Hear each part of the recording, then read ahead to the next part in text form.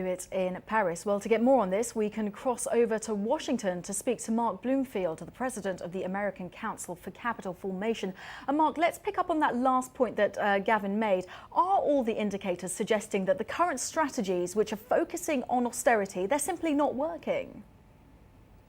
Well, I think focusing on austerity alone is not the answer. The real answer is growth. And unlike some politicians, one cannot spend your way out of it. One needs to encourage a strong private sector, liberalizing labor conditions, encouraging foreign investment. For example, not a single candidate in France for president talked about encouraging foreign investment or encouraging the new Steve Jobs of France.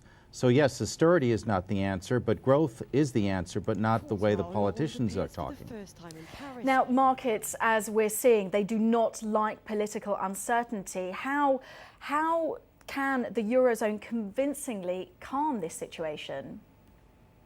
If I had the answer, I wouldn't be here. I would be the president of France, Spain, and Greece, and Germany combined. I think there are a couple of realities. One is democracies, unfortunately, cannot make those hard economic choices that are required.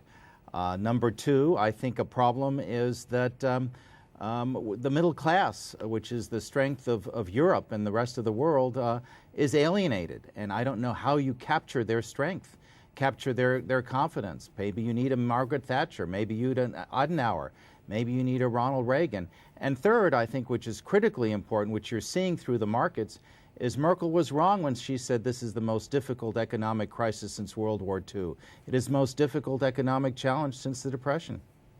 And obviously the United States coming up to your own presidential elections. What do you think Obama and his contender, whoever that may be, what lessons are they learning from this?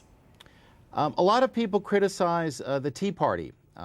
Per se, it may not be a potent political identity in itself, but I think what you have in common in the Tea Party in the United States, in Le Penistes in France, in the disaffected in Greece who are abandoning the major parties, is an alienation which is not a question of xenophobia or racism, but it's an alienation of the middle class people who are tired of government or elites in governments taking from them and not creating opportunities for the average middle class person. So I think the lessons that the president should take and the Republican nominee is that you have a tremendous political alienation and you have an economic policy that has failed throughout the world.